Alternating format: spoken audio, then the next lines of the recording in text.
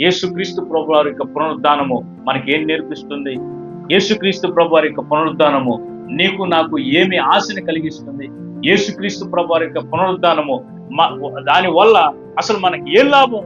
మనకి ఏం బోధిస్తుందంటే, మన దేవుడు మరణించలేడు, సజీవుడైన క్రీస్తుని మనం ఆరాధిస్తున్నాము, ఆయన్ని మాత్రమే మనం వెతకాలి. చలనము లేని, పలుకని, శవమై, నిర్జీవమైన, మాట్లాడలేని, మన ప్రార్థనలు ఆలకించలేని దేవుణ్ణి మనం ఆరాధించలేదు. మనం ఆరాధిస్తున్న దేవుడు సజీవుడైన వాడు. యేసుక్రీస్తు ప్రభు వారి సమాధి దగ్గరికి కొంతమంది స్త్రీలు సుగంధ ద్రవ్యాలు, పూలు అవన్నీ కూడా తీసుకొచ్చారు. అక్కడ ఉన్న దేవదూతలు ఒక మాట అన్నారు, ఏంటో తెలుసా?